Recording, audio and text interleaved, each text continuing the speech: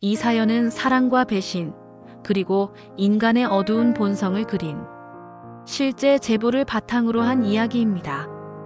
구독과 좋아요를 눌러주시고 알림 설정까지 부탁드립니다.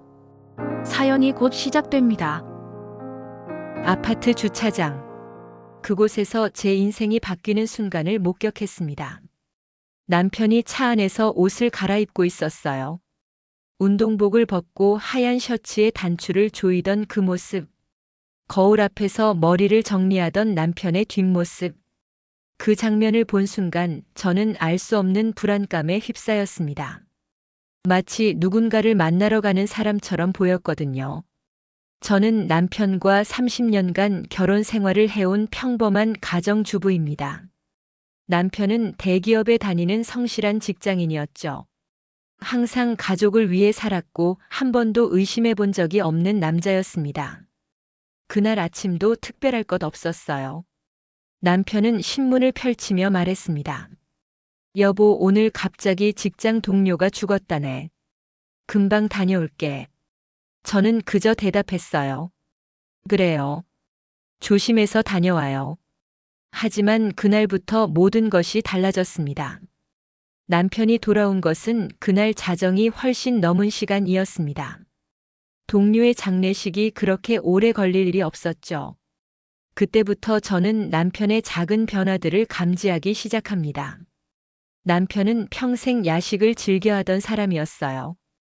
밤 11시쯤 라면을 끓여 먹곤 했죠.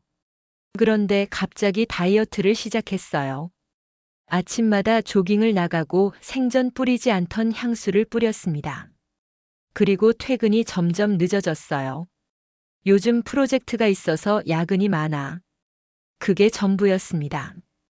저는 남편을 믿었어요. 성실한 남편이 일이 많으니까 그럴 수 있다고 생각했죠. 하지만 이상한 점들이 자꾸만 눈에 띄기 시작했습니다. 퇴근은 늦어졌는데 월급은 변하지 않았어요.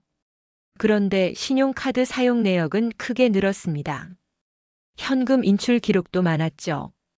저는 조심스럽게 물어봤어요. 여보, 요즘 카드를 많이 쓰시는데 뭘 사시는 거야? 남편은 대답하지 않았습니다. 그냥 웃고 넘어갔어요. 일하느라 스트레스 풀어야지. 괜찮아. 저는 더 이상 묻지 않았습니다. 남편을 믿고 싶었거든요. 그리고 어느 주말의 일입니다. 비가 오던 날이었죠. 남편이 말했어요. 친구들이랑 골프 치러 갈게. 저는 의아했습니다. 비 오는 날씨에 골프라니요. 그런데 남편은 정장을 챙기고 있었어요. 운동복을 입은 남편이 차 키를 들고 나갔어요. 그때 저는 갑자기 남편이 우산을 깜빡했다는 것을 생각해냈습니다. 마치 누군가 제게 그 생각을 주입한 것처럼요. 저는 우산을 챙겨 주차장으로 내려갔습니다. 남편의 차량 옆에 다가갔을 때 제 눈에 들어온 것은 운동복을 벗고 있는 남편의 모습이었습니다. 거울을 보며 하얀 셔츠에 단추를 조이고 머리를 손질하고 입술을 다시 적시며 웃음 짓는 남편. 그건 제 남편의 얼굴이 아니었어요. 낯선 누군가의 얼굴이었습니다. 저는 아무 말도 하지 않고 조용히 뒤돌아섰습니다. 며칠 후 저는 남편의 휴대폰을 들었어요. 죄책감도 컸지만 그보다 더 큰 불안감이 저를 움직였습니다. 휴대폰의 통화 기록에는 같은 번호가 반복적으로 나타나 있었어요. 남편이 매일 밤 그 번호로 전화를 걸고 있었던 것입니다. 저는 용기를 내서 그 번호로 전화를 걸었습니다. 여보세요. 낯선 여자의 목소리가 들렸습니다. 부드럽지만 차가운 목소리였어요. 실례지만 누구세요? 그 여자는 차분하게 말했습니다. 저는 돌아가신 김민준 이사님의 부인입니다.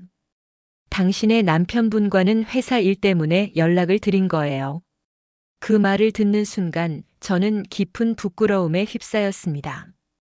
자신의 남편을 의심했던 자신이 얼마나 못된 아내인가 싶었던 것이죠. 아, 제가 너무 의심이 많았구나. 남편을 너무 못 믿었구나. 그런 생각이 들었어요. 자책감과 미안함이 밀려왔습니다. 저는 남편에게 미안한 마음으로 그 이후로는 의심을 멈췄습니다. 하지만 그것이 제 인생의 터닝 포인트였습니다. 그로부터 3년 후 어느 날 새벽 3시경 남편의 휴대폰이 울렸어요. 남편은 눈을 떴어요. 그 전화가 들어올 것을 기다리고 있었던 것처럼 말입니다. 남편은 전화를 받고 몇 마디 말을 나눈 후 벌떡 일어났습니다. 어디가? 저는 물었어요. 긴 말하지 마. 가야 해. 그렇게 남편은 집을 나갔습니다. 남편은 다시 돌아오지 않았고 저는 남편이 실종됐다고 신고를 했습니다. 며칠 후 경찰로부터 전화를 받았어요. 유족이신가요? 이준호 씨의 시신이 발견됐습니다. 제 세상이 무너졌습니다. 경찰은 남편이 투신으로 추정된다고 말했어요. 저는 현장에 가서 남편을 봤습니다. 30년을 함께한 남편의 시신. 그 이후로 저는 자동으로 움직이는 기계 같았습니다. 장례식을 치르고 유품을 정리하고 경찰 조사를 받았어요. 하지만 진짜 충격은 그 다음부터였습니다. 경찰에서 남편의 노트북을 복구해줬습니다. 비밀번호가 걸려 있었죠. 사설 복구 업체를 통해 열어보니 그 안에는 사진들이 있었습니다. 술에 취해 웃는 남편. 그리고 한 여인과 서로를 껴안고 있는 모습. 신체 일부가 노출된 사진들까지. 그 여자는 바로 제가 통화했던 그 여성이었습니다.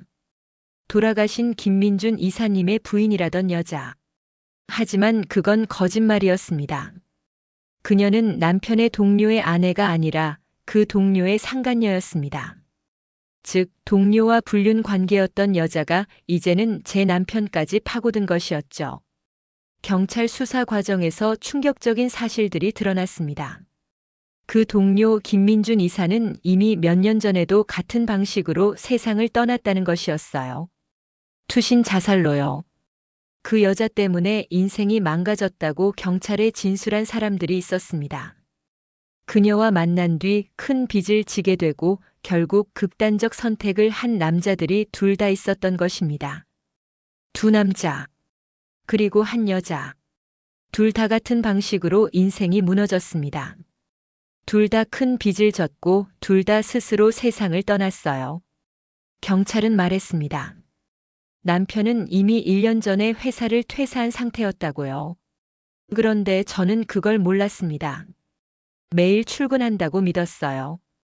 그 사이 남편은 2억 원이 넘는 빚을 지고 있었습니다. 어디에 썼는지도 몰랐어요. 모든 게 그 여자를 만난 뒤였습니다. 저는 다시 전화를 걸었습니다. 당신, 내 남편이 죽은 거 알고 있죠? 그녀는 짧게 대답했습니다. 네, 알아요. 그 목소리에는 슬픔도 죄책감도 없었습니다.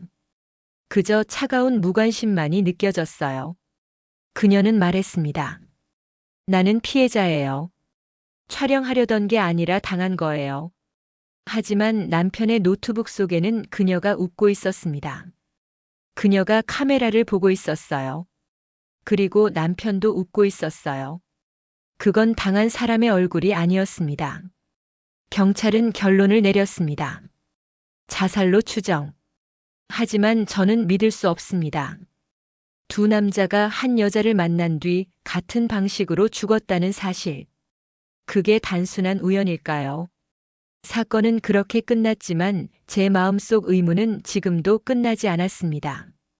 그 여자는 여전히 자유롭습니다.